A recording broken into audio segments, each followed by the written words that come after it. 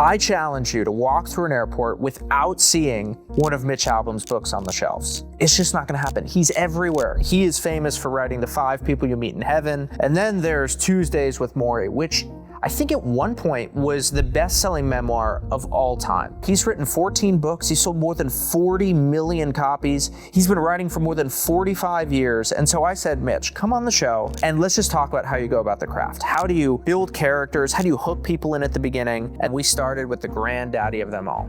How do you tell a great story? Well, Mitch, I want to start with the idea of serving the story above everything else. Serving the story. Well, first of all, you have to decide whether it's in novel writing, nonfiction, or even journalism, I think. What's the one big idea that you're trying to get across? And make sure that you don't ever sail too far away from that. You get lost in the weeds, or there's a great anecdote you want to add or whatever.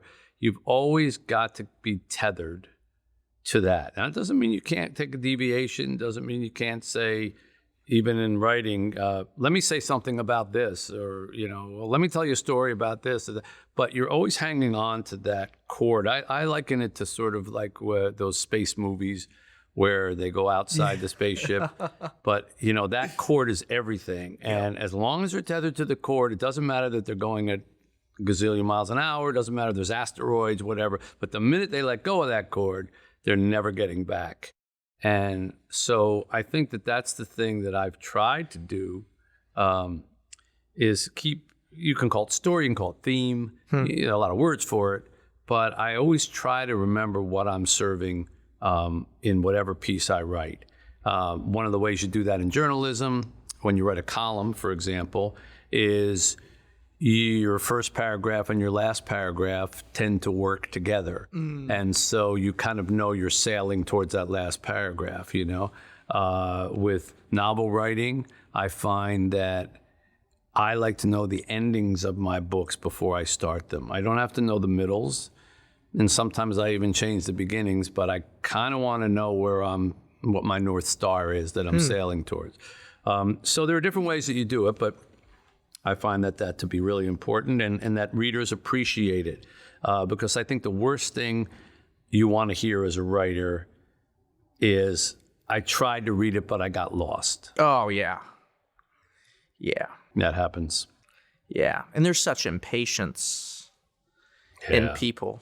I know you got started with television, and that's kind of where that understanding of kind of catch their attention quickly, even at the dinner table growing up. You got to tell the story fast. You got to hook them quickly, Yeah. Well, I really did learn my storytelling at the dinner table.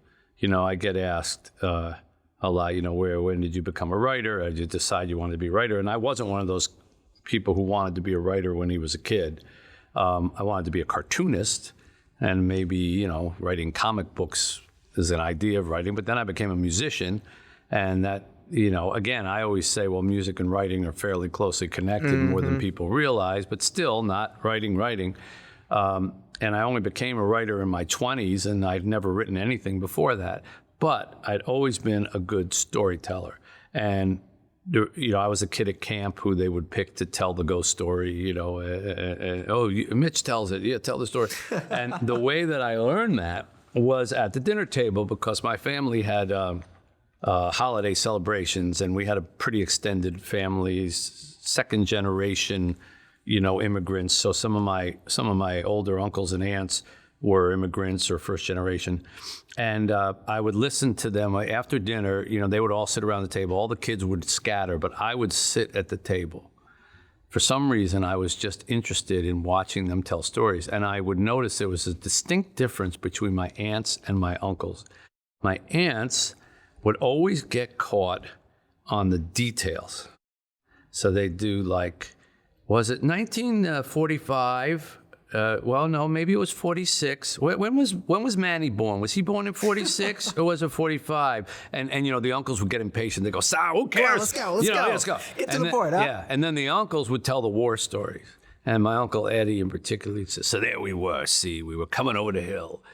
And it was dark, and we heard the shots. And then I turned to the guy next to me. I said, they're shooting at us. And I'm saying, that's how you tell a story. That's a story. That's a story. Yeah. And somehow, through osmosis, that kind of found its way into me. And I've always sort of known when I'm losing somebody and know when I have to kind of bring it back.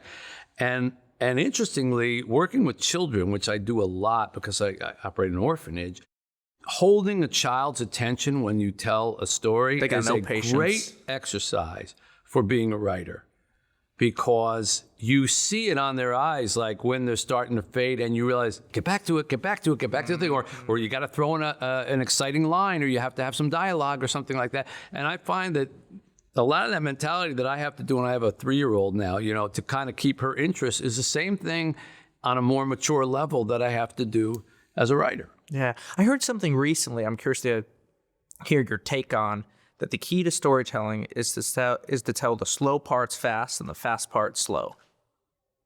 Yeah, I like that. Or as my mother said to me once when she read my book, she said, I like your writing, Mitchie, and so she called me, because you don't have any of those long pages with all the details in it that I don't ever like to read when I read books. And I said, okay. I think she was talking about the Tom Clancy, like, this is how a submarine works kind of thing. And, there'd be 3 straight pages of how submarine widgets fit together and all that. And that, I think, is the slow parts fast that you want to get through, or avoid the slow parts altogether and just, cut them. Interestingly, my biggest problem as a young writer, a really young writer, was that if I got criticized by editors or by even in school when I was that I was taking too long to make my points, or that they would say this is awkward, is too long, afraid the sentence is awkward. And so I became very sensitive to that criticism. Yeah. And I began to whittle at my sentences and whittle and whittle and whittle. And now I have probably gone the other way, so that my books are very short and they're very terse. If anything, I mean, my books are literally small. They're like pint-sized books. If they were regular size books, they would probably only be in the 200-page range, 220, 30-page range. And that's compensation for having taken too long on the slow parts, as you call it, when I was very young. And now I probably, if I make any mistake, I probably do it the other way. I probably get through stuff too quickly. So tell me about Twice. As you were thinking about the ending, as you're writing the book, without giving it away, how were you thinking about working towards that ending? Well, so for me, I pick a theme. Okay. And then I decide to create a story around it. And then that theme is Twice. Yeah. No. The theme was that the grass is always greener, particularly when it comes to love. And that's what I wanted to write about. All my books, I start with a theme, and then I create the story around the theme, not the other way around. I don't start with characters. I don't start with plots. I start with a theme that I want to cover. And it's always interesting to me to read about myself when, some comments or people say, oh, he wrote that book because of this, or he did that. And often they're wrong. I understand why they're wrong, but like The 5 People You Meet in Heaven is a perfect example. It's my first novel. And I guess because I wrote Tuesdays with Morrie before it, a lot of people just assumed I was interested in heaven and what happens when you die and all that. And that really wasn't it at all. I wanted to write a book about people who don't think they matter and that everybody matters. It was a theme that I knew was universal. I knew I had something to say about it. I really do believe there's no such thing as a nobody, that everybody touches somebody. And that was the theme. Heaven came into it because that was kind of a cool way to tell the story. Like, okay, let's have a guy go to heaven and meet 5 people from his life. And he finds out the influence that he had on them, and he didn't even know it. And therefore, he finds out that his life had meaning. The theme I was trying to serve was about people who think they don't matter. And I created the story around it. And so it wasn't about heaven, and it wasn't about 5 people, and it wasn't about war, it wasn't about anything. Those are the tools that I used to get to the theme. So with Twice, my newest book, the theme was how we always think that life would be better if we got a chance to do it over again. And we frequently think about that, whether we want to admit it or not, in our relationships and even in our love relationships. There was this girl in high school, if I had only gone out with her more than once, or there was that fleeting moment I had with that stranger on that trip to Europe. And I don't know, man. You don't know the stupid stuff I said to girls in high school. I think I'd be better if I got to go back and do it again. Well, maybe not you, but other people. So I wanted to write something that was about that theme. I try to find themes that are kind of universal. So then I came up with a story about a guy who has the magical ability to do everything in his life twice. He can go back and undo something and do it again, but he has to live with the consequences of the second try. And that was critical to the story, because the point that I wanted to make and the North Star that I wanted to sail towards in this book was that there's a price to pay if you don't learn a lesson from the mistakes that you make. We think the price we pay is the mistake we make, but there's also a price to pay if you don't make a mistake, and if you're allowed to keep correcting them. You don't learn what you're supposed to learn. And so that's what the grass is always greener. That's the flip side of it is, if you kept trying greener grass, you'd never really learn to appreciate or how to make do with what you had. And so I created a whole story based on that, and I sailed towards that ending because I knew that my character was going to make that mistake. This guy who had the ability to do everything in his life twice was going to make a mistake with love. And then he finds out that it doesn't work with love. That with love, if someone loves you deeply and truly and you decide to walk away from it to try somebody else, that person can never love you again that way. They'll be in the world, you can know them, but they just won't have that feeling anymore. And I knew that he was going to make that mistake. And so that was where I sailed towards, and I had that in mind from page one. That's wonderful.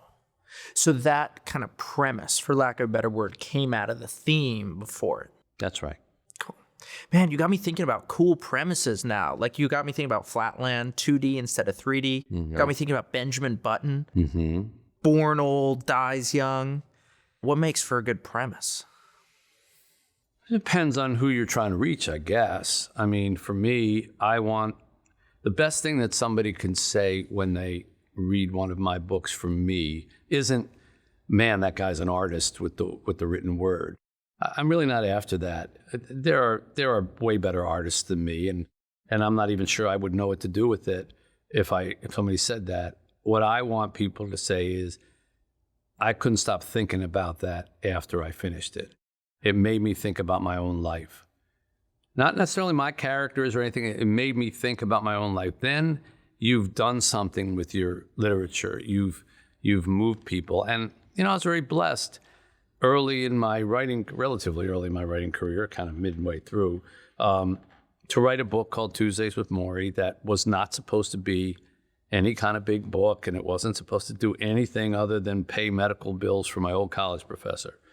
But for whatever reason, the things that he had to say resonated with the readers. And I have been blessed countless times to hear people say to me, that book affected my life. Mm-hmm. It made me go out and do this. It made me reunite with a lost loved one. It made me, I changed my job, because I realized my path was going differently. It helped me deal with a terminal illness. It helped me deal with my mother's terminal illness. I've seen what the written word can do in terms of making people think and change their life. And it becomes a very fulfilling thing to be able to aspire to. And ever since, I've tried to write books, recognizing I was never going to do another book like Tuesdays with Morrie. He was such a unique individual. But if each one of my books can make you think about one theme, the way that Tuesdays with Morrie makes you think about a lot of themes, then I've done something. And that's what I'm after. And so when you say what makes a good theme, for me, it's will people think about it after they're done reading it? Yeah. With Tuesdays with Morrie, I was struck by the idea of actually removing the emotion from it. Like intuitively, I'd say, you tried to make that book as emotional as you possibly could. It's a deep story. It's about death. It's about grief. It's about terminal illness. Man, let's add the emotion. Let's make it heavy. Yeah. And actually, you kind of did the opposite, huh? Yeah, I did, and that's a really astute observation because although the answer may not be what you think, I didn't have the confidence to do what you suggested that I could do. When I sat down to write Tuesdays with Morrie, I remember going out and getting a bunch of books about death and that people had written, accounts of people dying, whatever. The best ones, the ones that were recommended, and I started reading them, and I said, I can't do this. They're way better than me. Look at the poetry that they bring to it, and look at the emotion that they in their words. What a turn of a phrase, and I don't even have that. And I recognized, I guess intuitively at 37, as a sports writer, that to try to do that would have been silly. It would have failed, and it would have looked like exactly that, a cheap attempt to try to write flowery phrases about death, when the truth was, as a writer, I wasn't developed enough to understand that, and as a human being, I was only beginning my journey to understand that. I had gone through his dying, and we had done that whole last class together, and I was definitely a little more developed than I had been when I first went to go see him. But I wasn't like I am now, where I could write about the subject. Tuesday with Morrie would come out much differently now if I were writing it, almost 30 years later, because I'm a lot closer to Morrie's age than I was my old age. So I decided I'm going to go the opposite way. I'm just going to write this as simply as possible. Just write what happened. There doesn't need to be more. Let Morrie carry the story. If you have something to say it in one sentence. If you've got a point of view or a take on it, say it in one sentence or the last line of the chapter, and then move on. And there's a funny kind of adjunct to that. The contract for the book was a 320-page book. They give you, when you sign a contract, they tell you approximately how many words or how many pages they want it to be. And it said 320 pages or something. And I was typing. And so I just typed on a, I just triple spaced it.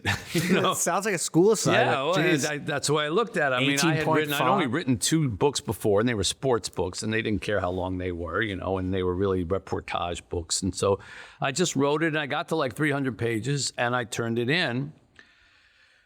And they called me about 10 days later, and they said, we have a problem. I said, what's the problem? And they said, well, we paginated this, we put this into the computer system, and this is like only going to be 160 pages long. And I said, oh, well, that's all I got. I don't want to add to it. I don't have anything. I said what I want to say. And they went off and they thought about it for a while. And they said, all right, we've decided we're going to make it a small book. That way it won't look like a comic book, Sure. If we printed it really. And that's why Tuesdays with Morrie is as small as it is. And that's why, and then when Tuesdays with Morrie became this surprise success, now all my books are that size, no matter how long they are. And it was really just because I was trying to write as simply and as bare to the bone as I could. I once heard somebody said something good about Joan Didion's writing, who I really admired as a journalist. They said she writes so tightly it cuts the flesh. And I decided that when I realized I could not write flowery, I decided, okay, I'm going to write tight and try to see if I can create something that's good because it just says what needs to be said. And in Tuesdays with Morrie, Morrie did the heavy lifting, and so that's why that book came out the way it did. Do you feel like your first drafts are pretty tight, or do you feel like it requires editing, revision? I got to scrap that, take the big old red pen in order to tighten it up? Well, that's evolved too. So with Tuesdays with Morrie, I wrote the beginning probably 20 times. And I kept turning it in, and then like, no, I'll give you another one. No, I'll give you another one. No, I'll give you another one. And finally, they said to me, why are you like torturing yourself over these 10 pages here? And I said, well, because, it actually wasn't even 10, it was like the first 2 pages. And I said, well, if I don't get them on the first page, they're not going to read past it. And I remember my editor, Bill Thomas, said to me, you're thinking like a sports writer writing a sports column.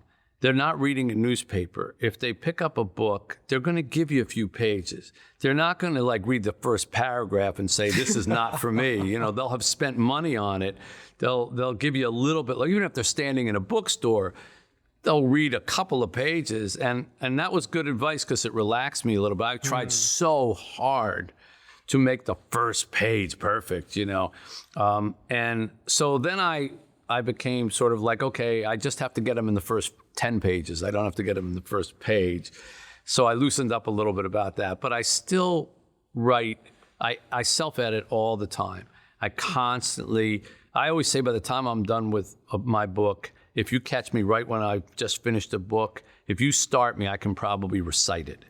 I don't even need to look at it because I have reread it that many times that I can tell you what comes next and the next sentence after the next and next sentence.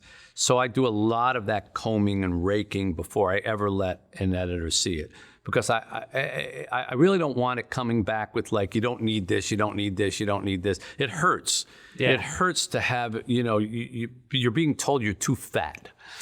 And I'd rather like big old Mitch over there. Yeah, I'd rather go out and work out and lose the weight before I show up. It's too long. Yeah, I want to come in skinny. So I do self-edit a lot, and then after I turn in a draft, I edit even more. And after the second draft, I edit more. And I am almost always taking out. And once in a blue moon, I'll throw in an additional line, but almost all, the second draft, third draft, fourth draft, right until the publisher is literally pulling it out of my hands and saying, you do understand that as of 5 o'clock, you can't touch this anymore because it's going to the publisher, right? Just one more edit. Give me till 5:02. Yeah, that's what I'm like. You hit your deadlines?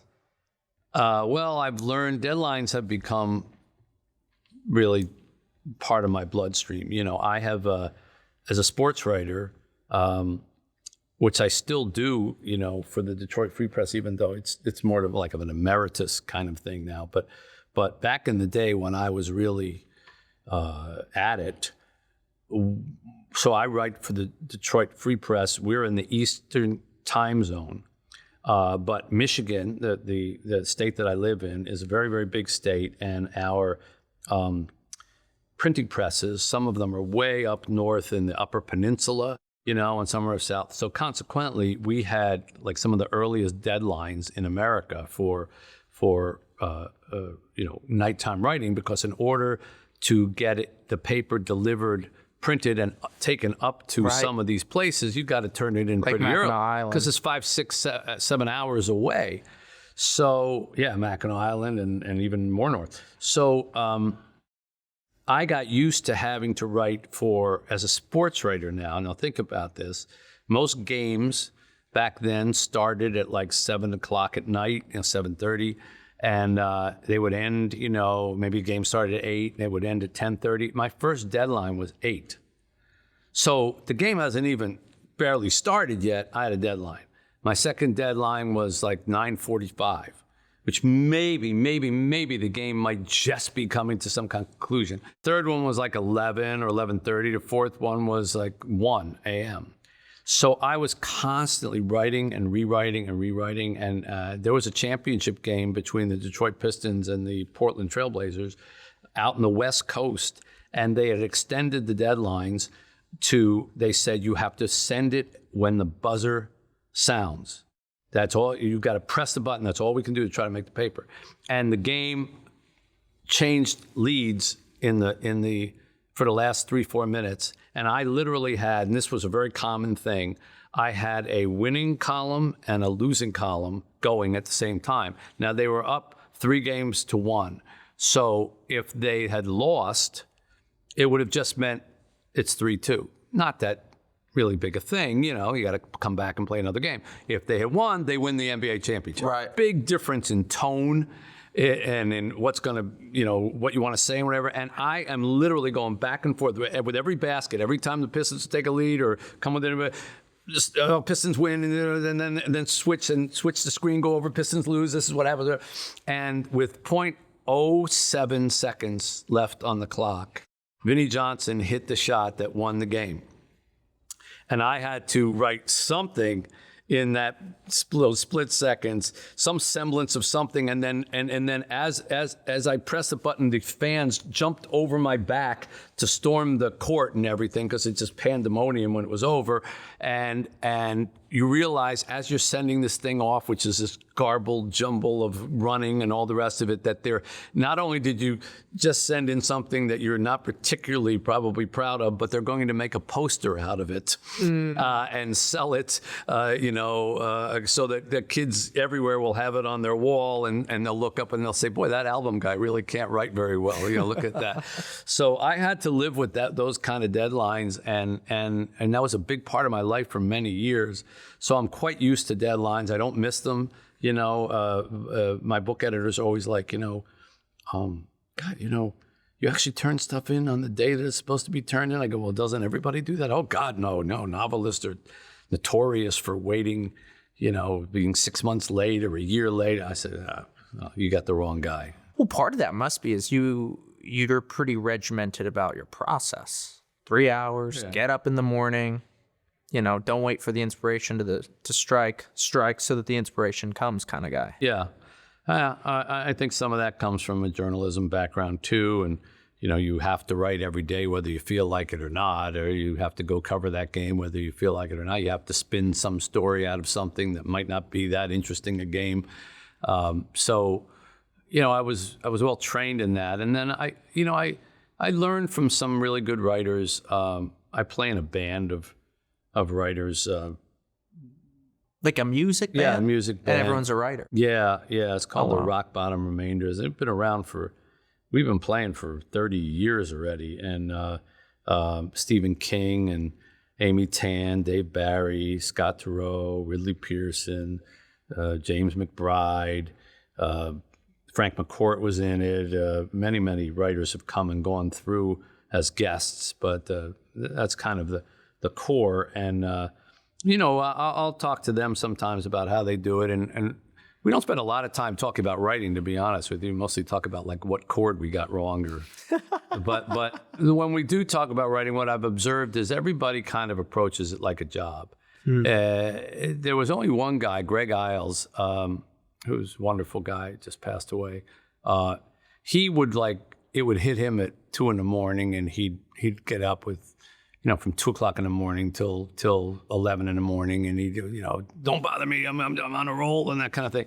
But pretty much everybody else was like, get up, go to the office, write, open a vein, let it bleed, as Red Smith said, and then come back the next day and do it. So I learned, that you have to treat it like a job. I learned that you should recognize how big your gas tank is, and pretty much, don't try to outrun your gas tank. For me, as you mentioned, it's about 3 hours. I get about 3 hours of writing a day. I start first thing in the morning.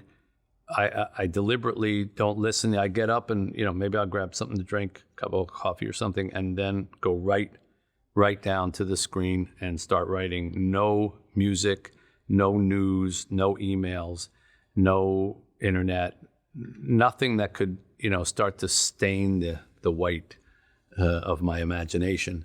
And I just do those first 3 hours without taking any phone calls or without doing anything else. It starts usually like 7 o'clock or whatever, and by 10, I'm done. Now I could sit there and make everybody feel good about my sitting there until 5 o'clock, but I won't get anything more. So I've learned, all right, that's about all I'm going to get, but try to leave on a positive note. Try to leave the room while you're in the middle of a good sentence or a good paragraph. Don't stop stuck. Force yourself to stop in the middle of a sentence that you really want to finish. Yeah. And then when you wake up the next morning, you're excited to get back down and go do it. Whereas if you stop when you're stuck, or you stop when things aren't going well, and you get up in the morning and your first thought is, no, that again. Yeah, I'm gonna go back to that crap. So that's a little trick that I use. But yeah, and then I do it pretty much every day, especially when I'm working on a book. 7 days a week is normal for me. You know, we're talking about stories, and many years ago you did an interview. You're talking about a story about the Kennedy assassination and how most people covered the story in one way. But there was one guy, Jimmy Breslin, went to the grave digging guy. Yeah.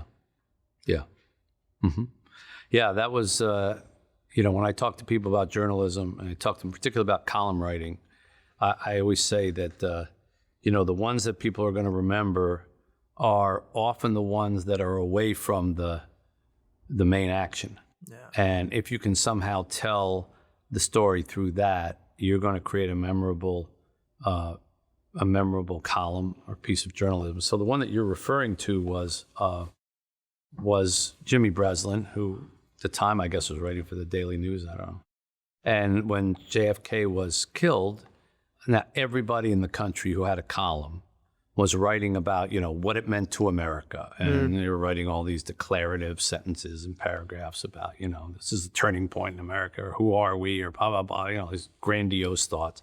He went to the cemetery and found the guy who was digging the grave for John F. Kennedy. And the guy was very meticulous, and he was like, it has to be just right. This is for the president, and he just talked about the small details of the sod or the hole that he was digging or whatever. And through this one guy, you captured everything that all those other people were trying to write. You captured the grief, the soul of the nation, what it meant to everybody, but you did it through a guy whose sole job it was to prepare the hole that Kennedy's body was going to go in.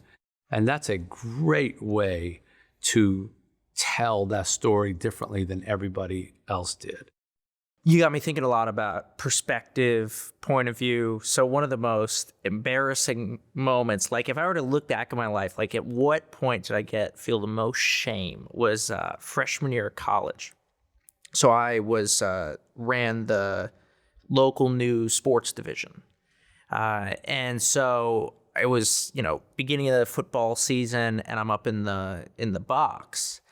And Elon, where I went to school, the home team scored a touchdown. I was like, yeah. And all the reporters like, shh. Yeah. Shh. You're not supposed to do that. No cheering in the press box. I didn't know this exactly. No cheering in the press box. And I was like, oh my goodness. And all this is to say that from that moment, it's obvious to me that there is a kind of no cheering in the press box kind of mentality in a bunch of sports journalism. But then I think back at two sports writers that I like. I think of Bill Simmons, ardent Red Sox fan. And then I think my favorite piece of sports journalism of all time is David Foster Wallace, Federer's Religious Experience, where he's just talking about the art, the beauty, the wonder, the magic of watching that guy hit a tennis ball. And it's what I'm thinking about here is counter-positioning. What is the normal thing? You're talking about who is the different kind of person that you focus on. But I think a lot of sports journalism recently, a lot of the growth, dare I say, has come from people saying, you know what? No, I'm a fan of this team. I'm a fan of this sport. And I'm going to let my radiant enthusiasm come through the words. Well, the reason there's no cheering in the press box was intended to just sort of create a working environment for journalists to focus. It became, though, kind of a mantra of like almost an attitude. Don't cheer for the home team. I always thought that was silly. And I always thought that sports writers who complained about their jobs were basically committing suicide. For whatever reason, I always recognized early on and never made the mistake of complaining about my job that I had a job that everyone who was reading me wanted. To them, getting to go into the locker room wasn't about scrums and getting stuck around a guy who you can't hear, or getting cursed at by an 18-year-old, or the smell, or the getting run over by camera people, or all the stuff that happens in there. It was, wow, I get to be amongst my heroes. You get to be amongst my heroes. You have a job that I want. Wow, you get to go sit in a press, but you get tickets to every single game. You don't have to buy them. You don't have to sit out in the cheap seat. You ever been to a champagne popping ceremony? Oh my God, yeah. I've been soaked by him. And by so the way, jealous of it's that. not fun. It's not fun? Champagne burns. Yeah, and it's not fun. And I've had champagne dumped on me, and I've had a bucket of ice dumped on me by an angry pitcher. So I've been at both ends of that spectrum. And but I know not to complain about the position, because it is a fantasy for a lot of people. And no cheering in the press box shouldn't mean no enthusiasm for the home team. Being dispassionate about sports doesn't make sense, because why are you even playing them unless there's passion? It's just a game otherwise. If it doesn't mean something, you aren't invested in it, or it means something to you to root for your home team or whatever, then who cares? It's a ball getting kicked around from place to place, or being hit with a bat.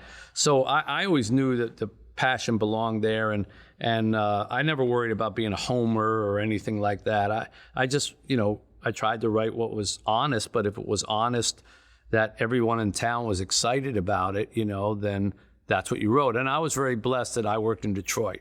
And Detroit is not a cynical place like New York or Philadelphia or Boston. Burns with passion, that place. Yeah, it's a great sports town, and they love their team. They don't mind loving their teams. And they're not going to boo Santa Claus like they do in Philadelphia, and you don't make your mark. Like the well-known sports journalists in the history of Detroit didn't cut their teeth by being mean to the teams. They cut their teeth actually by kind of leading the cheers for the team. So I was lucky I worked in a town like that, and still do, and I much prefer it. It's hard to be cynical all the time. It's hard to be angry all the time. It takes a lot of energy to find the ugliness in what you're watching. I'd much rather find the beauty and the joy, and when it was good for, our city was down for so long. So much of my career, Detroit has been in the crapper, and so sports for us was a chance to have some happy moments, and once in a while to get some national respect. So I've always been a little defensive about Detroit, and happy to lead, kind of the cheers when we had something to cheer about, when the Red Wings were winning and when the Pistons were winning. And now the Lions, baby. Now the Lions, yeah. Now the Lions. Yeah. Here they come. Yeah. Tell me this. How do you think about characters? You're developing a character. What are the things that you're focused on?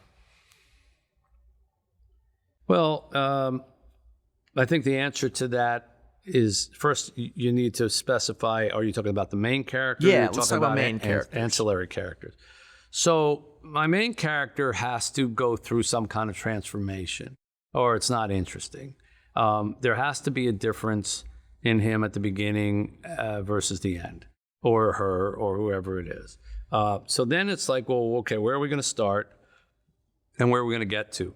So in the 5 People You Meet in Heaven, I started with a guy who's an 83-year-old maintenance worker at an amusement park who thinks he's done nothing with his life, and he's a nobody, and he's never been anywhere, and he's just waiting to die. And he does die that day trying to save a little girl from an accident and from a falling cart that was about to crush her, and he goes to push her out of the way. And he feels her little hands in his hands, and then everything goes black. And he wakes up in heaven, and he finds out that the first stage of heaven is you meet 5 people from your life, some of whom you might know well, some of whom might be total strangers, but each one tells you about something that you did that changed them forever or changed you forever. So now I know, okay, I got him at the beginning. I spent a lot of time in the first chapter just setting up little lonely moments.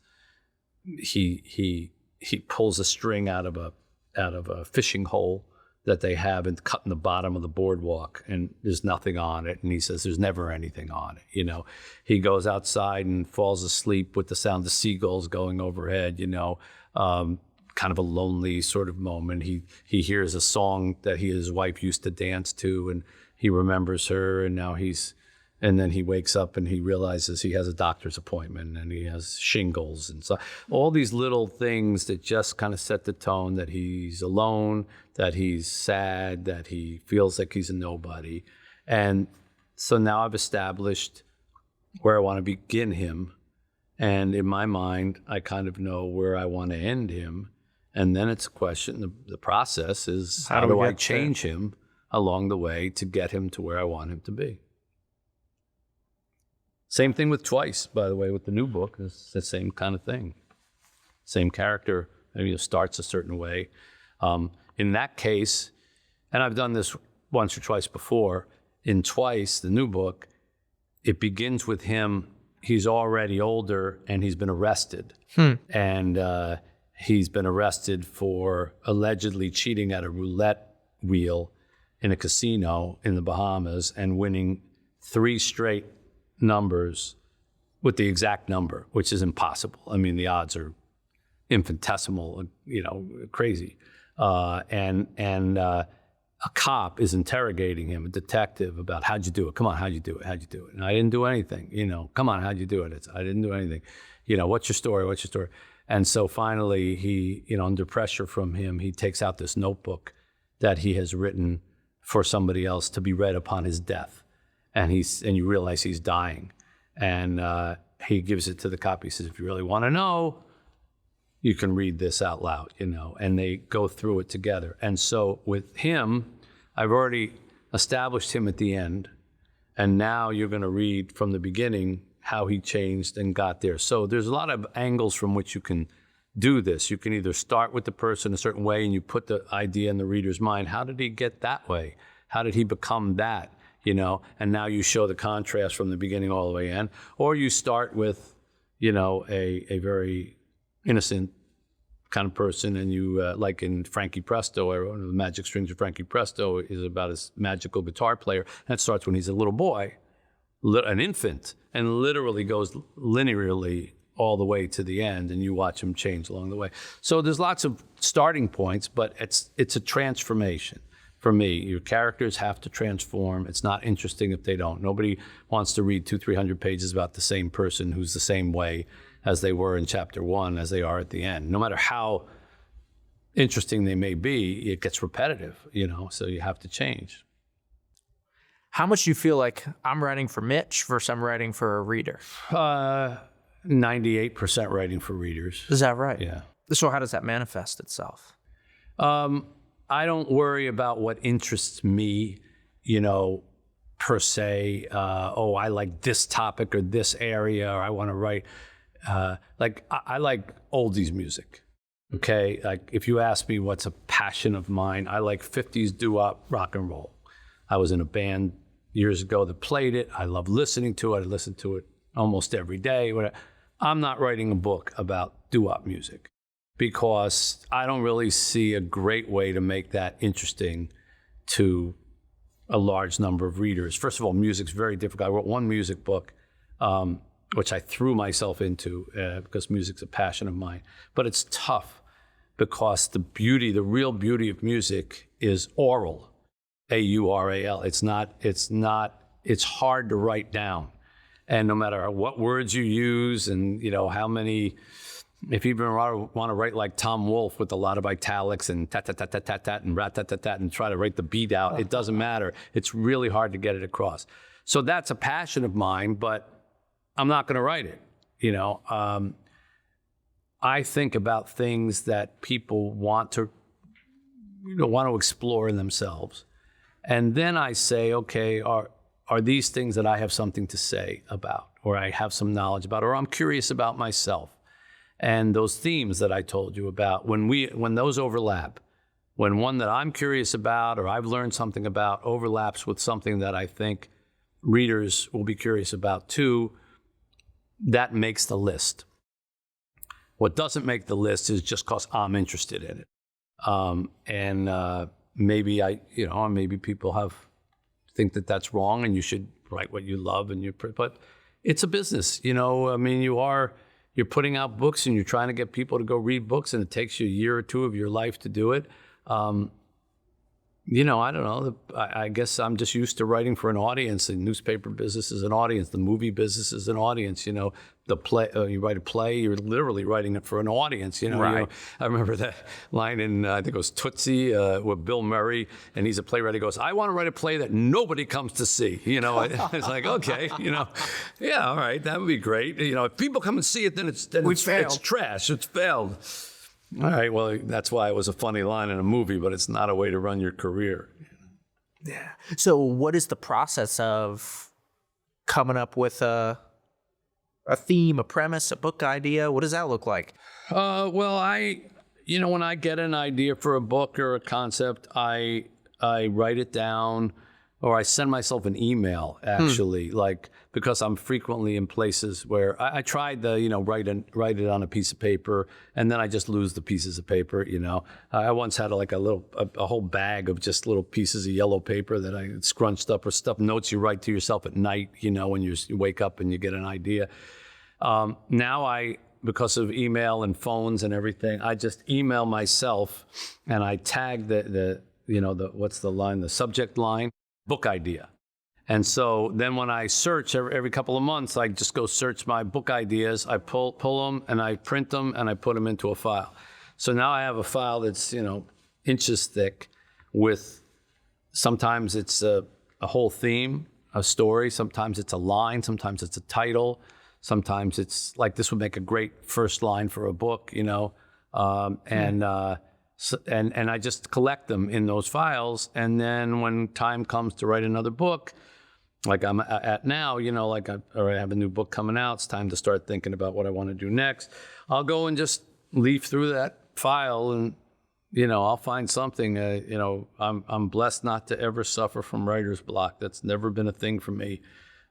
Maybe you're not allowed to, when you're under deadline all the time. No, you're not. It's that famous story about I think it was Dick Young here in New York, about it was a World Series, Don Larsen's perfect game. Okay. So the story goes that Dick Young was a sports writer for the New York Post, and he was sitting there, and the guy next to him, after Don Larsen finished his perfect game, he froze. And he couldn't come up with anything. And he was like, "Oh my God, I don't have anything. It's deadline. I don't have anything." And Dick Young, this is the legend, got so frustrated that he was interrupting him that he grabbed his typewriter and wrote, "The imperfect man threw the perfect game." Because I guess Larsen had some issues or whatever. And he gave him his thing back and said, "There, start," and that became a famous first line of this guy's story. I don't have that luxury. And I will run out of years on this earth long before I run out of that file of story ideas. There was a fun idea that I saw around. You frame the same thing in two different ways, and one has the spice of life, a little spark of action and flavor, and the other one will be dull. And it was like, all right, this second baseman's batting .333. You'd say it like that, or you could say, 1 in 3 times when this guy walks up to the plate, something good happens. That's what I always said. Yeah. I love that. That is just completely, it's like the story philosophy showing up in the smallest place. It's like fractal or something. Yeah. Well, I said that. I don't know if you're quoting me or... I am quoting you, yeah. So I remember I gave a talk about, how you write about sports, and I always said that I wanted to write for, the diehard sports fan is going to read you no matter what. He may hate you. He'll still read you because he's going to read everything. But I wanted to write for that grandmother in North Carolina who'd never seen a Detroit game or whatever and still could read my column and get it, and most importantly, first of all, that meant picking a theme that the person could identify with. So write about humanity, write about, write about overcoming loss or overcoming strife or whatever it is.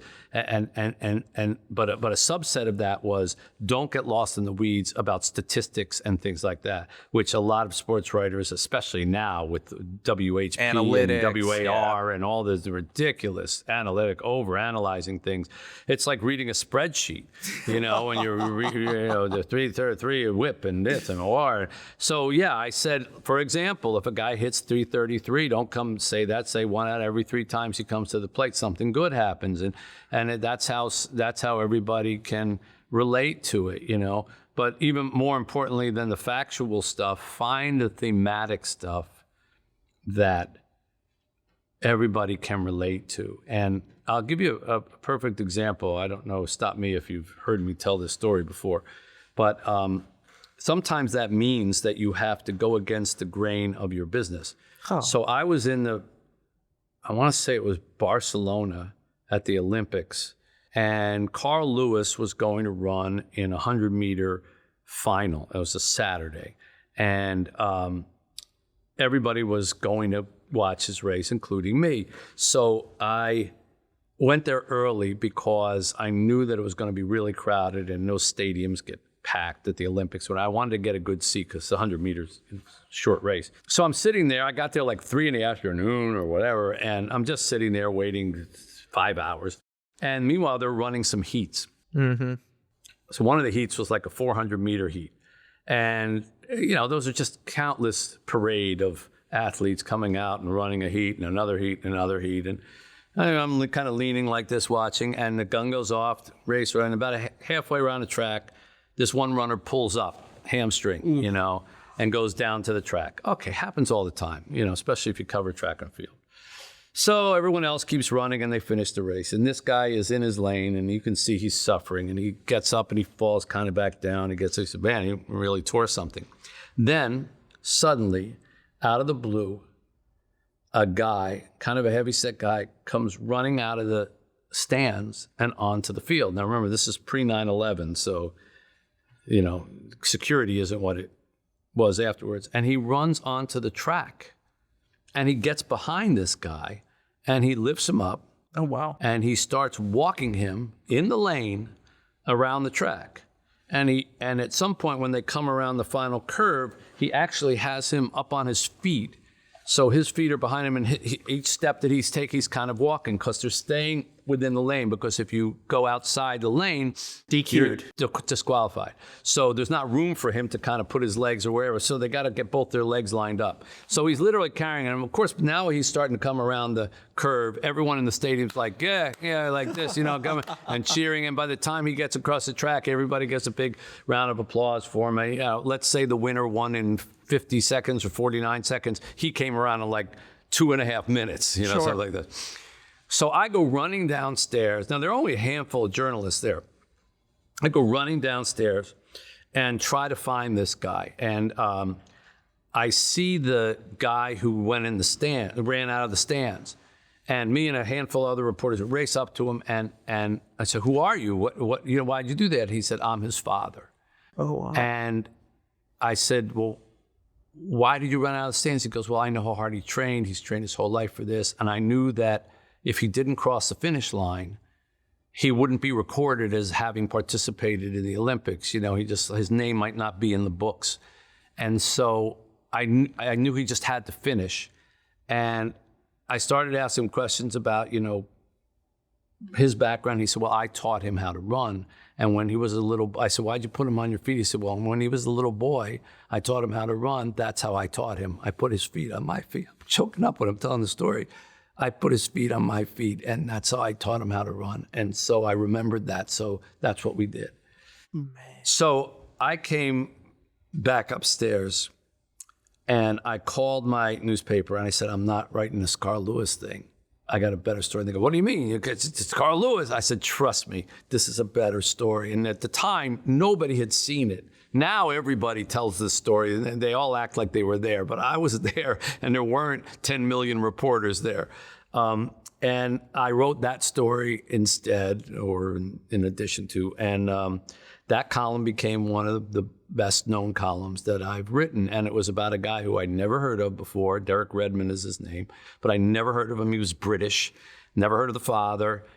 Nobody in America cared about this guy. Nobody knew the race or anything, but everybody could relate to that story because the father with his son, not wanting to see his son have his heart broken, and so that is every father and every son and every child repeated over again. And if you can find that, that's gold.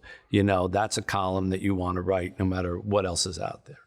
How do you think about when you're telling a story, writing a story, what happens next? How do you think about that problem? Some of it is pacing. Some of it you think almost like a movie. Have I had a lot of action? Do I need a counteraction? When I wrote the book, The Little Liar, which was set during the Holocaust, and there was a lot of stuff in the first third of the book about the war years, and it's was set in Greece and when the Nazis invaded, and the Jews were put into the ghetto, and then the trains, and there was a lot of very, very big thematic life and death kind of stuff. And I remember talking with my editor about, she said, I wouldn't change any of it, but it's just so much. Like the reader feels overwhelmed by all these terrible things that are happening. And I said, yeah, you're right, and so I went back in and I inserted a little scene about the grandfather taking the kids up to a tower in Thessalonica on a special field trip day for a birthday, and it was a thing called the White Tower, and they get to the top, and all the kids are having this great time because they got to go in and they got to go all the way to the top of the tower, and the grandfather explains to them that it used to be called the Red Tower, and that it used to be a prison, and it was called the Red Tower because they used to throw people off the roof of it, and they would die into the red from the blood, and the kid says, well, how did it become the White Tower? And he says, well, there was a man who was imprisoned, and the tower itself was so dirty from all these killings and all the rest of it that the town wanted it painted, but nobody wanted to paint because it was too tough a job, because it was this massive, huge tower, and nobody wanted to do it. And this prisoner offered to do it by himself if they would set him free. And because he had been in prison for a crime of passion or something with his wife or something. And so they let him do it, and he painted the whole tower by himself. And they set him free. And the grandfather says to his grandson, what do you learn from that? And he said, what? He said, a man to be forgiven will do anything. And it was this quiet kind of sweet sort of moment that the insertion of it amidst these other things was what made it work. If I had put it someplace else, it would have been out of place or unnecessary, or would have been a deviation. But because we needed to take a breath, it worked, and it ended up serving purpose for the story much, much later on. So sometimes what you're doing is you're monitoring the heart of your reader. Is their heartbeat getting too fast? Is it starting now, instead of being a healthy run, this is now turning into a scary experience where oh my God, I need to stop.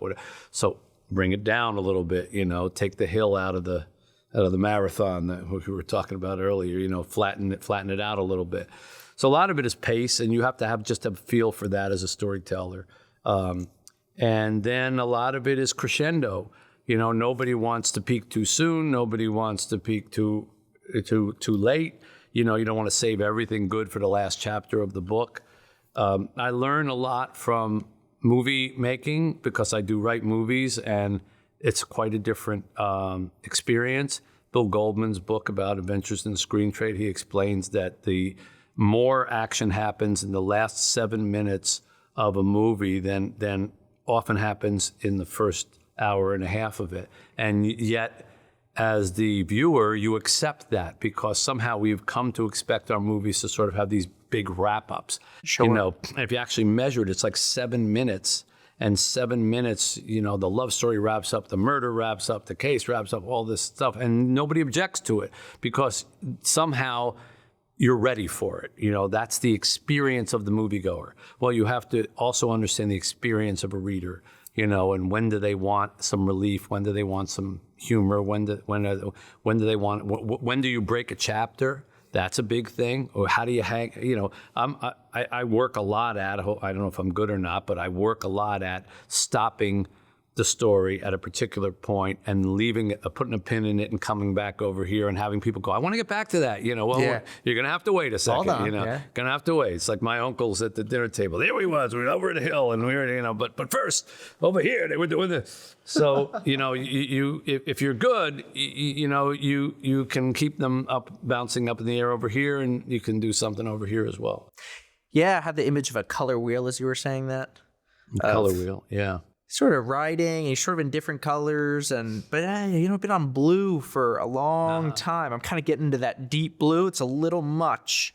Now I'm going to flip over to orange. Orange is the contrast to blue. The blue amplifies the orange amplifies the blue, and then we can kind of keep working our way around the color wheel. Right.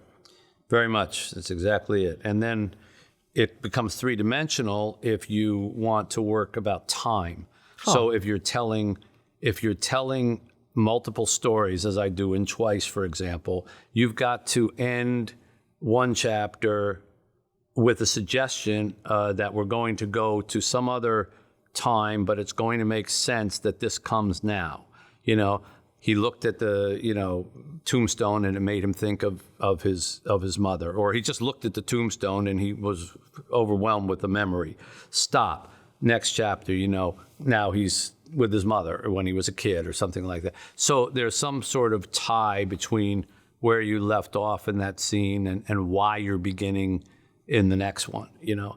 And every book's different. I mean, there are the books that are told in multiple voices. That's a challenge, you know. When do you go from one to the next? When do you return? How long has it been since we've heard from that last person? Do we come back? There's ones that are told in 2 different centuries, you know, so when do you tell one in this century and when do you go back, you know? There's ones that are told backwards, you know, like Memento, that movie, you know, which kind of worked its way backwards. That's a challenge, you know, and you have to tell that a certain way. So it all depends on the structure that you've chosen, but all of it, in my mind, is about rhythm. And this is why I think I've been blessed, as I didn't realize as a writer, but to have been a musician. I have an innate sense of rhythm in my speaking, in my writing, in my you know, my music writing and all that. And you sort of know when you're on a roll and when things are going and when you're not. My wife made this observation many years ago, and she's very astute. She said, you know, when you write, sometimes she would sit in my office. She said, when you write, you rock back and forth, but sometimes you stop. What's going on when you stop? And I thought about it. I said, it's not working when I stop. And when I'm doing this, it's working. And so I can read a paragraph that I'm working on, or I can write it, and it's like, okay,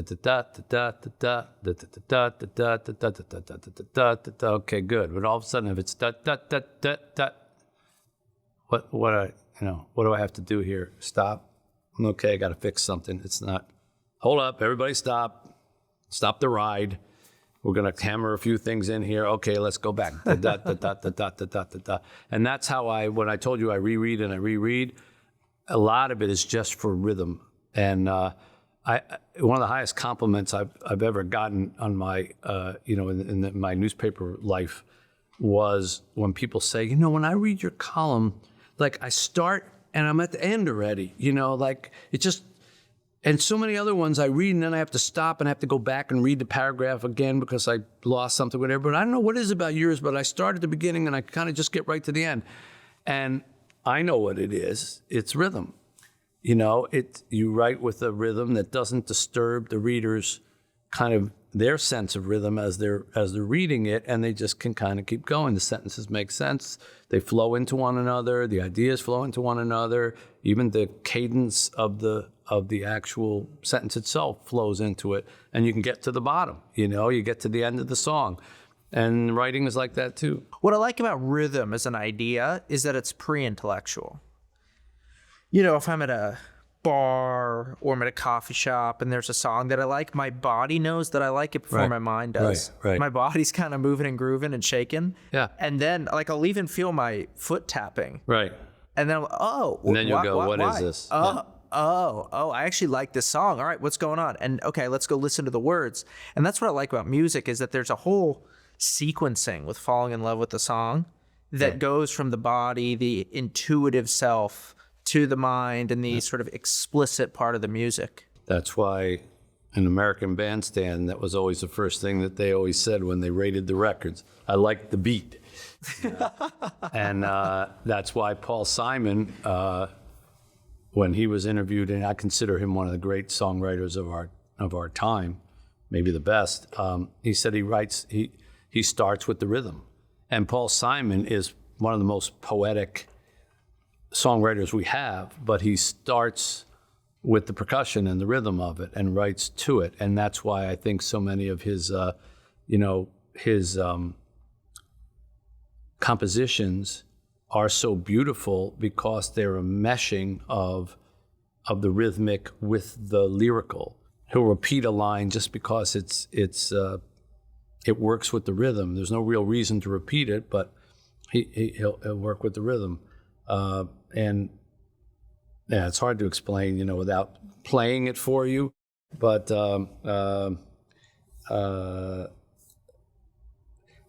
right or wrong, oh, right or wrong, it never helped us get along. You say you care for me, but there's no tenderness beneath your honesty. Whoop, whoop, whoop.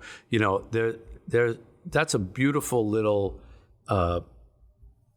meshing of words and rhythm. You don't even realize it, but if you break it down, why did he repeat? He said right or wrong, and he said it twice, and it's right or wrong, ooh, it never helped us get along. That's not really the same pattern as this, but it has a certain beat to it. And he can do that, 1,000 times in 1,000 songs, and that's real artistry, and it makes it look simple, but it's not simple. There's nothing simple about it. You got me thinking about music and comedy are both very similar. Yeah, they look easy. If it works, it works. Right. We don't need to explain why it works. Right. In music, Right. if they're tapping their feet, in comedy, you're getting the laugh. It works. Don't mess with it. It doesn't need to fit into some tidy little framework that Miss Whatever taught you in 4th grade, or that you'll read in the formal writing book of whatever. If it works, just stick with it. That's right. And you can't even explain why it works. Yeah. But it works. And everybody goes, it works. Yeah. I had a teacher in high school that we did this sort of 1 week thing called intercession, where we'd take a break from the semester. We'd just do one class for 1 week. And it was a hip hop class. And the teacher, cool guy, had an unreal style, but he spoke with a stutter, really bad stutter. But I'll never forget, if you gave him a good beat, he could freestyle like no one's business. Yeah. And I was like, what? The guy who speaks with the stutter is also the best freestyler I'd ever met? It was strange, but it was like the beat. Something liberated him. Yeah, something liberated him. It like took hold of him. It was like the opposite of having a demon inside of you. It was like, here we go. Well, and I think songwriters, they search for that. And when they hit it, they've struck gold, And you have a magical sentence or paragraph. That last paragraph of A River Runs Through It, where he says, in the end, all things in the world come into one, and a river runs through it. There are stones beneath the river, and the stones are stories, and sometimes the stories are their own. I am haunted by waters. I don't know why that works, why that's so beautiful, but it's just and it's not even, the story is about a pastor and 2 brothers, and one of them who dies and all the rest, but in the end, that's just, all things come into one, and a river runs through it. something beautiful about it. I don't know, but you can't read that and not say, wow, that's just poetry. But I couldn't tell you how he came up with it, Norman MacLean. I don't know. And he probably couldn't have either. It just happened. When you wrote your book about faith, was there anything you picked up from religious writing that you admired, seeped into your own work? Yeah, I mean, that's an interesting question. I think when you write about faith, in particular when you write about God, if you write from an honest place, then there has to be a certain humility in your writing, because you should be humble in the face of God and in the face of creation. And when you are humble, I find, for me anyhow, I think that's when your writing becomes most beautiful. And because you're able not to think about ego or yourself or whatever, you're kind of caught up in the majesty of life. One of my favorite books is Gilead by Marilyn Robinson, and it's the story of a pastor writing a letter to his very young son as he's about to die, the older pastor, and trying to just sort of tell him why he lived and what meant things to him. And there's so much of it is because he's a pastor, and he's so much of it is humility in the face of God. And the writing is just exquisite and beautiful. And at one point he writes about walking through the woods and seeing some young people playing with water or a hose, and the drops are coming off of the trees and landing on them, and they're giggling, and he just describes it so beautifully. And then he says, oh this world, oh this world, oh the beauty of this world, or and it comes from it's just a simple little observation of people enjoying themselves and laughing, but you can tell he's dying and he's going to miss these things from the world. And it's some kind of sentence like, oh the beauty of this world, oh this world. And it's when you are humble like that, and when you are admiring God's work, I believe your words take on a beauty that it's hard to create when you're just thinking about how can I, the writer, write something really beautiful. And that's why some of the most beautiful writing in the world is in the Psalms. And and what were the Psalms? They were mostly David, trying to ask for help from God. Many of them are pleas for help, and against his enemies or living or whatever. But some are just extolling the beauty of God or the beauty of the world or whatever. But look at some of that writing. I mean, this stuff was being scratched on stone, and it still holds up and is beautiful. So yeah, I mean, I've not really been asked that before, but I think when you write about religious themes in a particular fashion, not in a dispassionate, analytical one, but when you really are bringing God or faith into your work, if you're doing it correctly, that humility opens up your ability to look at things in a marveling way. Mm-hmm. And when you marvel at something, you use a different language than, you know what I mean? Yeah. I mean, it's marvel, it's mystery, it's awe. And what I love about those is they're stretching. They kind of like reach right at the horizon of what we can sense and feel. There's an understanding that there's something beyond that horizon, something that we're grasping towards. You think of the Sistine Chapel, the reaching, the two fingertips are almost hitting each other. Right. And there's that gap, and you're trying to reach out, almost dislocating your shoulder. Right. But the abyss, the frontier is kind of infinite, and it's beyond you. It's in a different paradigm.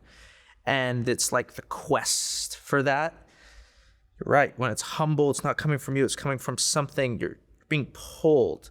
You find words, phrases, music within yourself that you're kind of unsure of where it came from. 100%. I wrote book called Have a Little Faith, which was about a rabbi and a pastor, inner city pastor, and the rabbi had asked me to do his eulogy for him. And when he finally died, I had gone to visit him a bunch of times to try to learn about him so that I could do his eulogy. And in his office, he had a bunch of files. It was a messy, sloppy thing of an office. But he had all these files all around. And up on the top shelf, when I would go and sit down, I always looked up, and there was a file called God. Just said God, along with, Genesis and Moses and all, but then God. And I would look at that and I go, what is in that thing? Like, what's in the file on God? Did you ever find out? Yes. I wrote about it in the book. After he died, I went back to his office and I took the file off the shelf. And when I held it for a minute, I flashed back on that Indiana Jones movie, when they have the ark, and I thought if I open this, like some sand's going to come up and blow in my face. And The glory of God is revealed to you. My skin's going to melt off or whatever. And I opened it, and it was just all these notes and Xerox pages and little passages about God that the rabbi had assembled over the years with little things underlined and questions about, well, what about this, that?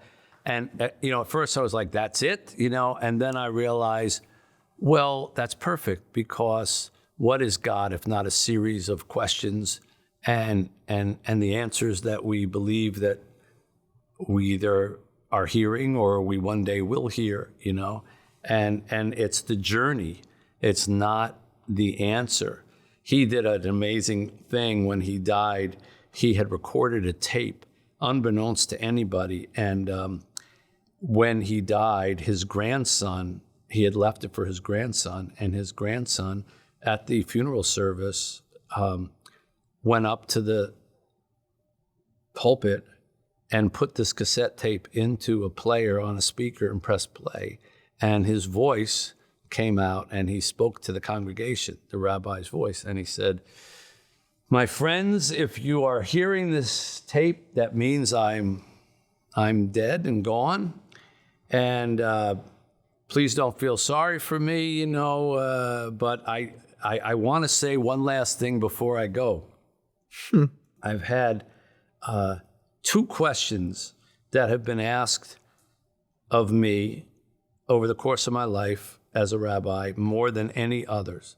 The first is, do I believe in God? My answer is yes.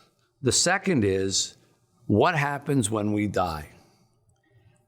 The good news is, by the time you hear this, I'll know. The bad news is, now that I know, I can't tell you. You're going to have to find out for yourself. And I just thought that was so perfect, because that is what faith is. You don't know. If you knew, there'd be no reason for faith. It's the journey to get there. And when you finally do know, it's going to be at a point where you're not going to be able to tell everybody else. And so I do think when you can put yourself into that frame of mind and you can write in that area, different words come out. And I have explored the idea of doing a book about a biblical character, if I could find one that hasn't been so overdone, and set it in that thing, but then write about some part of them. I thought about Job maybe or something, but write about a part of them that wasn't in the, you use the historical context of it, but outside of that, then you create your own story for that person. Only because of that time and that era and that belief. And I think it would allow me to operate in, like, I'd be playing with toys that I don't get to play with all the time. And I do think it's a healthy exercise to be humbled and to learn how to write with humility. So that may be one of the things in the books in the future. Yeah. As you were talking about, going back 10 minutes ago, we were talking about words that kind of don't make sense. And I was thinking about the classic Detroit song, one of them, Midnight Train. just a city girl, born and raised, and then everyone goes, South Detroit. Yeah. You There know, is no South Detroit. I've seen her in a smoking room with the smell of wine and cheap perfume.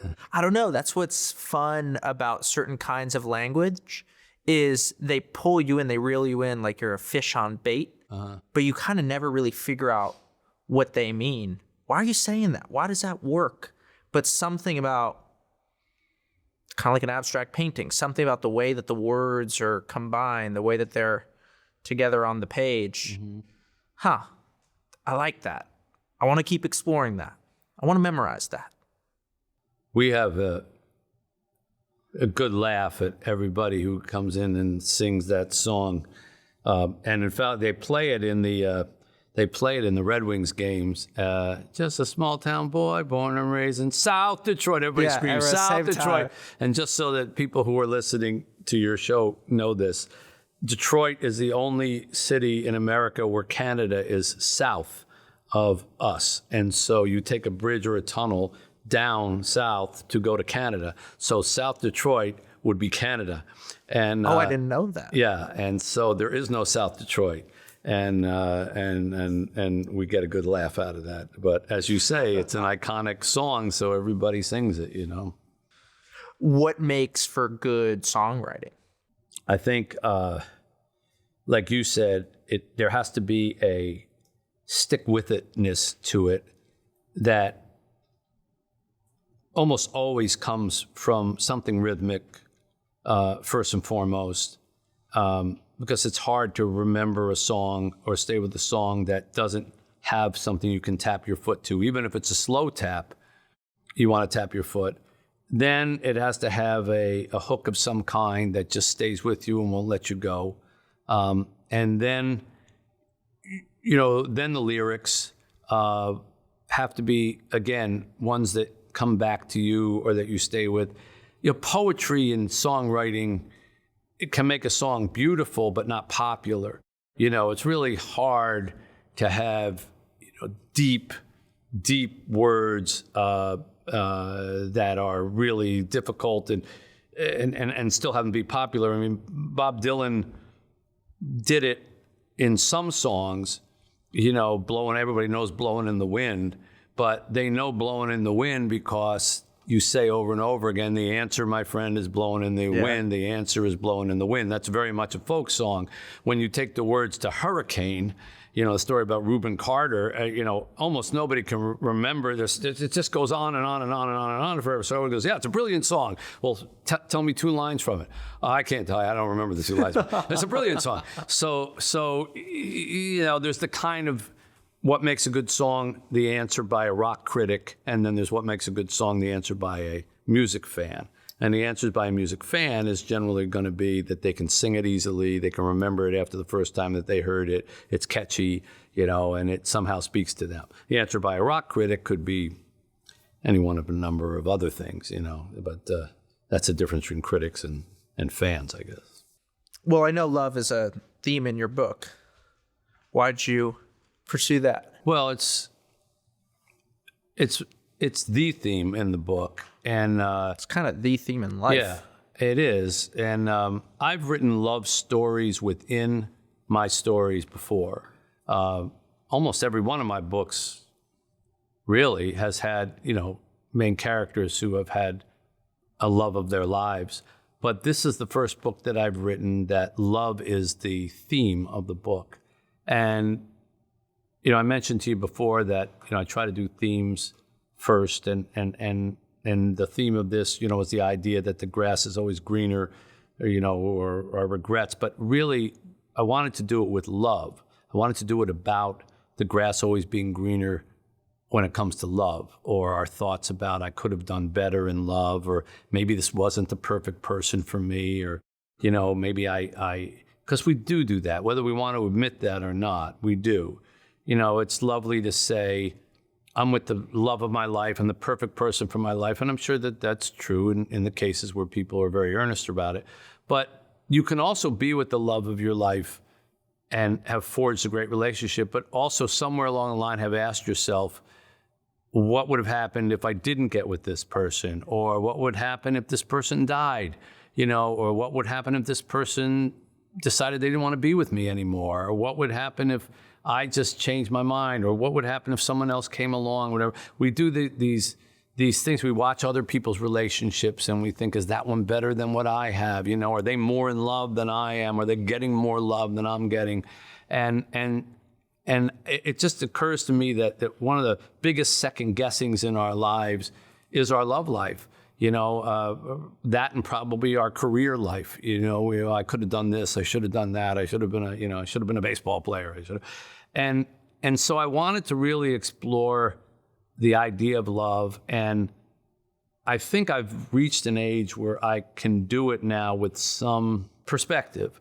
I think if I had tried to write this book when I was in my 30s or 40s, I wouldn't have gone through enough of life to understand the difference between passion and love, or between crushes and love. Lust and love. Yeah, lust and love. And so everybody wants to talk about the combustible part of love, like the flame. If you think of love as a flame, everybody wants to talk about how it gets lit. You know, oh, this came together and this came together and boom, we had flames, you know. Everybody loves the combustible part of life. Everyone loves the meet cute and how love gets started, How'd right? you meet? Yeah, how'd you meet? When did you first, when was your first kiss? When did you first sleep with each other? When did you know they were the one? Right. But nobody talks about the down the road part of love. And nobody talks about how you take that flame and blow on the embers of it and get it to go. But that's so much more the story of love than the combustibility of it, because a flame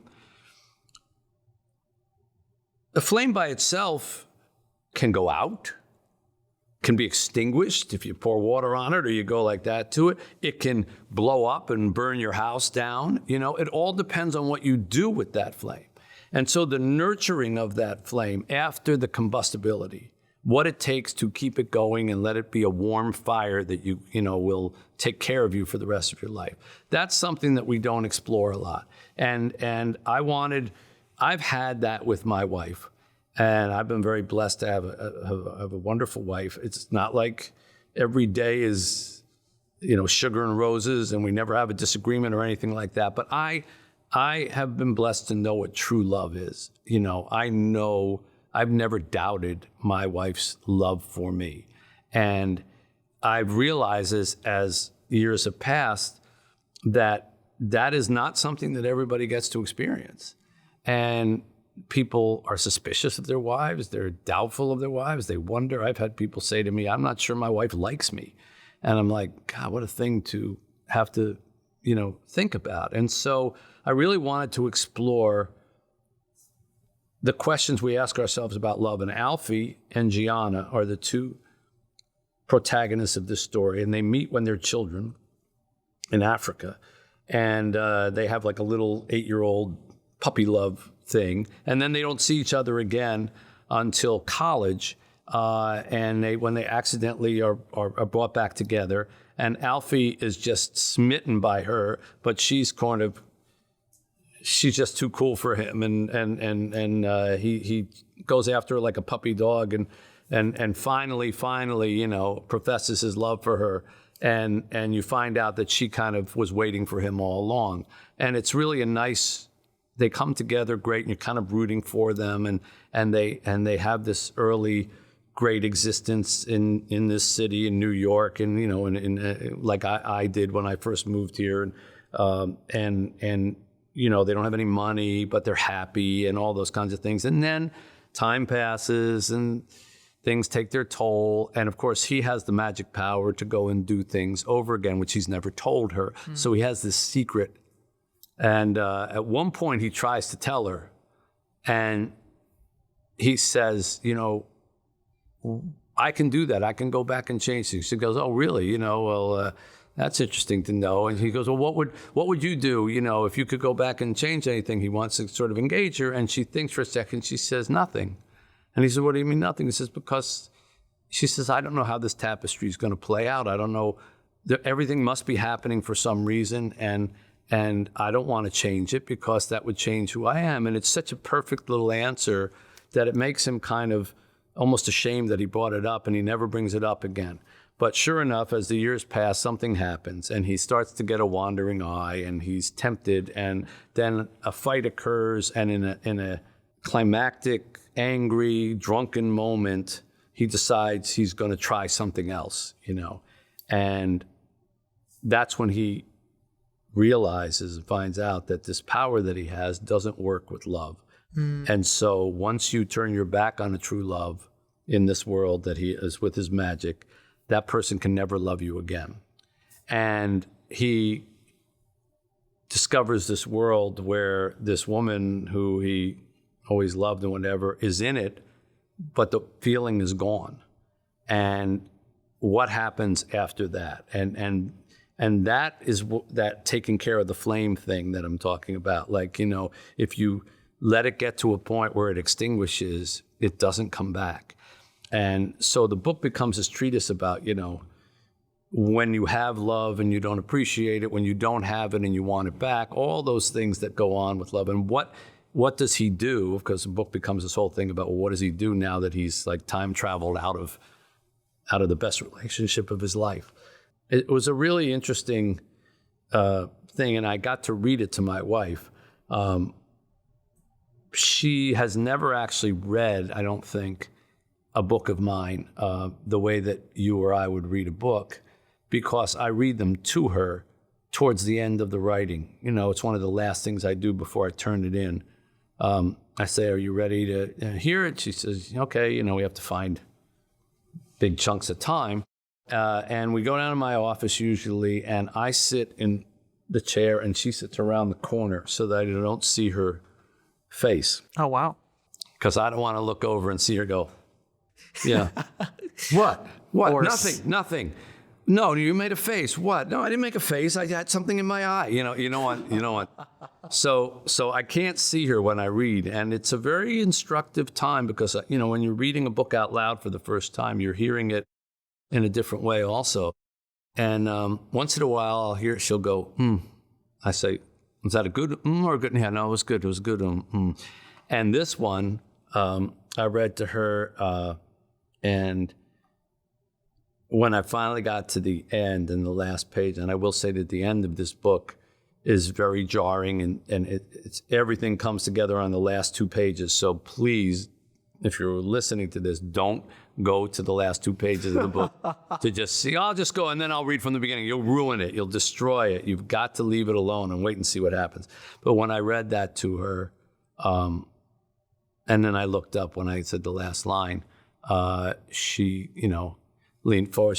And she gave me a big kiss and a hug. And that meant a lot to me because, I sort of wrote it for her and I dedicated the book for her because I haven't always appreciated the love that she has constantly provided for me no matter what. And I don't think guys especially sometimes don't realize the comfort that we have in knowing that our wives love us through thick and thin. And we pay more attention to little blips, that happen along the way that, this got upset over this or disagreed over that. But that layer of just true love that, is the bed that you get to lie in every night, it's easy to take that for granted. And when it's gone, it's really gone, and that's really hard to replace.